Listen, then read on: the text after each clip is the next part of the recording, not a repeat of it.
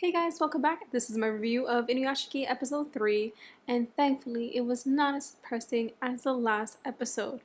We can finally breathe again. So the third episode is called Now Yuki Ando, and that is Choco's real name. Choco is Hiro's friend, and I was a little disappointed with this title because you would assume that the episode would mostly revolve around this character. It didn't at all in this episode, so I was disappointed that I didn't get to know who this character was. We saw a little bit about him, but this still was primarily around Ichiro and Hiro. It really didn't explore too much of Choco's inner thoughts. Okay, so first of all, nothing that we expected probably to happen based off last week's ending happened. So there was no confrontation between Hiro and Ichiro. As soon as Hiro saw that Ichiro didn't die, he was like, what the fuck? And dude just bounced. Like, he flew off into the sky like a rocket, and that was it.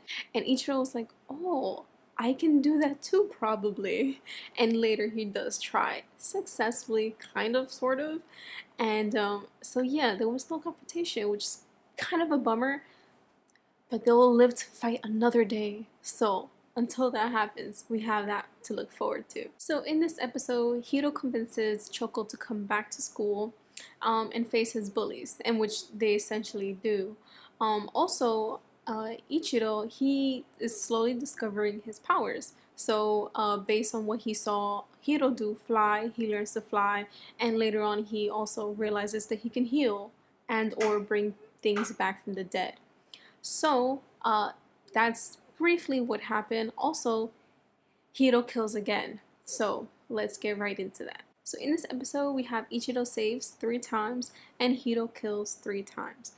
Ichiro, he saves the man from essentially these crazy taxi bullies who they skipped in line, and one guy calls them out on it, and they're like, you know what, come to the back, we're gonna show you some things, which is okay. These bullies are out of control. So they go to beat up this man, and Ichiro follows, and essentially the best fighting scene of all time happens. You have this old man fighting old man style, literally just throwing punches and missing, and it's such a joke. It was hilarious. It was probably the best thing that happened like throughout the series so far.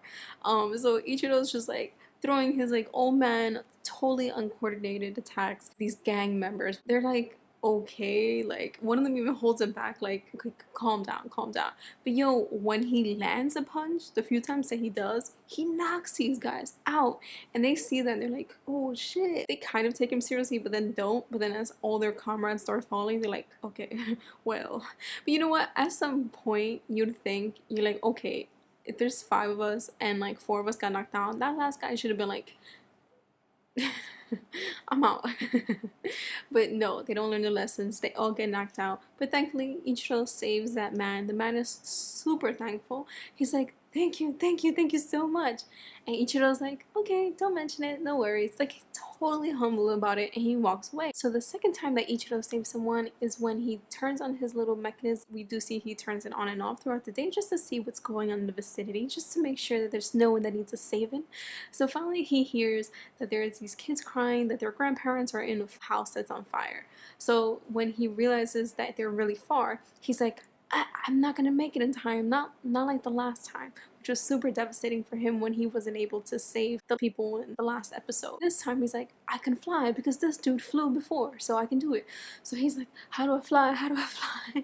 He took off his shirt, and then like he's in a park late at night, and he's just like trying to figure it out, like touching his back. He's like, there's no buttons, but I'm gonna have to figure this out. And like there's these people walking by, and this little kid makes a comment. He's like, yo, what's that grandpa doing? They're like, oh, he's just exercising, don't worry about it. He can't figure out how to fly, so he starts singing this really old anime Astro Boy, but the little kid flies, so he sings the theme song to that, and it works. So I guess you just have to believe, right? So he's just like singing the song, and then like slowly the thing pops out of his back and he starts flying. Okay, there's no coordination.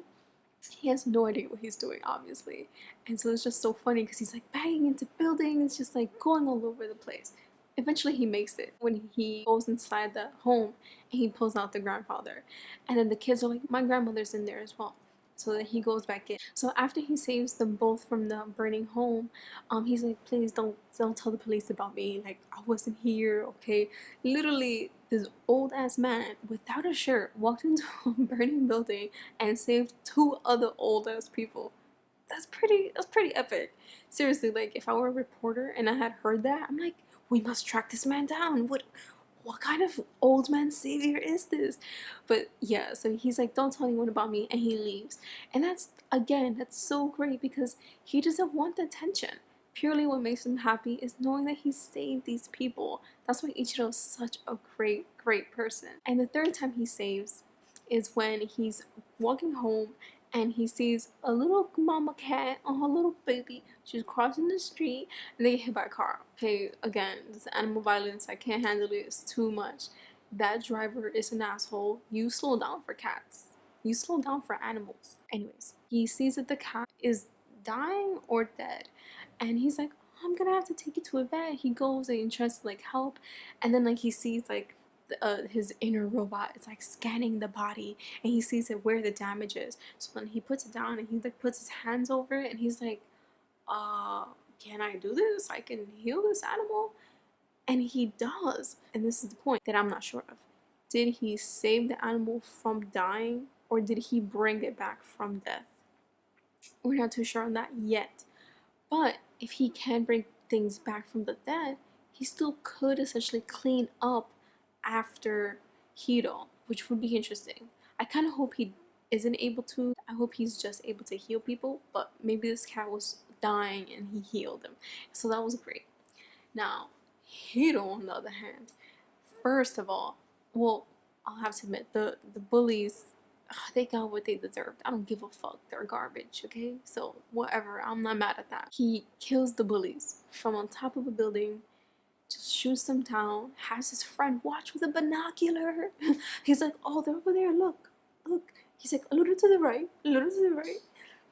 So funny. They were just chilling, trying to talk to girls, trying to be cute. Well, that's what they get. I don't give a fuck. I have no sympathy for them. So they died. And you see Choco's like sweating. So the second time he kills is completely indiscriminately again at the end of the episode. He just walks into a home the same way he did in the last episode, and he just shoots people because he's garbage. And the third thing that he kills is ultimately his friendship with Choco. That's done. So Choco has had enough. He tells him, don't come back to my house anymore. We can't be friends. Like, you're stealing, which I don't know if that's considered stealing. He changed the money on his bank account. That's a perk I could live with. I'd be like, I'll take the money, but let's not be friends anymore. Choco's like, I can't be friends with someone who's okay with killing people. If I were Hiro, even in my own depraved sense of reality, I would say, I killed those people for you. Like, I killed those bullies for you, so you should be more grateful. Hiro accepts it and walks away. I did not expect for him to take it that lightly. Though, he could come back with a vengeance. He could come back and say, you know what, Choco, we're either friends or you're dead. Which I think may happen. Choco fucked up. Choco fucked up. This dude's gonna kill you. Maybe. I'm not sure yet. That's another thing. I'm not sure. Will Hiro kill Choco? Because this is an interesting question that I was considering. What if Choco is the turning point for Hiro? What if them diverging is the point in which Hiro's like, okay, maybe I should stop? I doubt it, but what if? What if? It's interesting.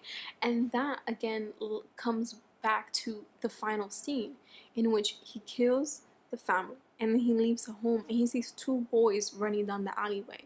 He points at them, but he doesn't shoot. Or at least if he does, it's unclear. He could have shot after the screen's gone black. We're not sure. But it was two boys. And at that moment, that was really a representation of Choco and him as friends, as childhood friends growing up. And if he doesn't kill the boys, then I think that there's a chance that he will keep Choco alive and he'll accept his decision. Now, if he kills those two boys, we later find out that those boys are dead, then there's no hope at all for Choco. If I were Choco, like, I'd be like, done, silent. Like, I will suck up to him. I don't give a fuck. I'm not trying to die. Yo, this guy. There was also a moment where I was like, I think Hiro has an unhealthy obsession with Choco, which is when he grabbed his hand after he got the paper cut and he healed it. Now, this could be me looking into it way too much, but I was like, was he gonna lick that blood off his hand? I really thought that. I really thought he was gonna like suck the cut. It was, I don't know why I went there, but I went there. And then when he like held it, and it was just like the most awkward way of think about it. He went like this. Why would you do that? What? He could have like, I don't know, touched it, like touched the finger. Anyways, I thought it was a little weird, but even the bullies are like, yeah, gay. What's wrong with you? Why are you standing up to him? But I thought it was funny. But anyways, let's get into the scenes which I thought were freaking dope. And of course, one of the first scenes that I absolutely loved was when the bullies got what they deserved. Humiliation.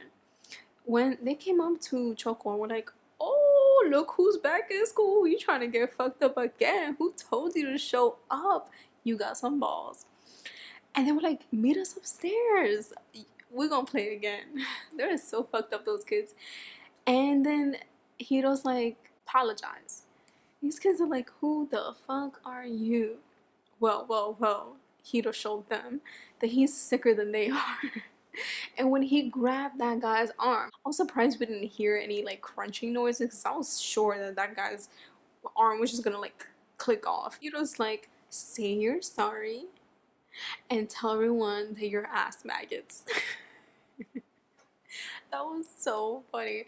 I was like, yes, tell them you're ass maggots, you ass maggots. They're all ass maggots in that scene, but seriously, oh, it was just even though no one is siding with Hiro in that particular scene, everyone was like, yes, vengeance, because these guys totally deserve this. They're assholes through and through. And even though Hiro's also an asshole, I don't know, it's okay to get bullied by another bully. I'm cool with that, okay? The world works finally with that balance, I think. But when he did that, and the friends are like, yo, why you crying? You fucking pussy. Like, they made fun of him. He's like, it hurts. I think that this shit is broken. He like essentially runs away. And they're like, stop running away, you little bitch. And they like chase after him. They're like, we'll be back for you. Meet us upstairs. Meet us in the roof later after school. And I was dying because I was like, okay. You kind of got what you deserve. You can't bully this guy anymore because Hiro's standing up for him. And Hiro's not taking no shit. I was a little surprised that it didn't escalate more because I thought that after they saw what Hiro did to that guy, that they would like kind of push up on him and be like, oh, what are you doing? And then like maybe there would be some altercation. But there wasn't, which was surprising. But okay, what I was cool with in this episode was that they did not show the excessive violence. I was very, very happy with that because although we saw the terrible things that happened, we didn't see in such graphic detail. And it wasn't necessary at this point because we did know how Hiro kills, why he kills, so we don't have to see that sadistic side of him again. We don't have to see it in such detail. Also, they cried again in this episode. That's 3 for 3. There's crying in every episode. I love that shit, okay? Ichiro has cried in every single episode so far. And I'm okay with that. In fact, I'm more than okay with that. I love that. Shows his humanity. So a question I'm very much looking forward to learning as the series progresses is to what extent will Ichiro help people? Will it be actively or passively? We've only seen him be active because he's kind of been a vigilante. He's been looking for trouble. This episode is different because we actually saw him passively save people, and that was when he went to a hospital. So will that be something that he enjoys much better, right? He doesn't have to like put himself out there by like fighting people and people seeing his face. He can actually go to the hospitals and do good there as well. So thanks again for watching. Leave a comment, like, and subscribe, and I'll see you guys next week. Bye bye.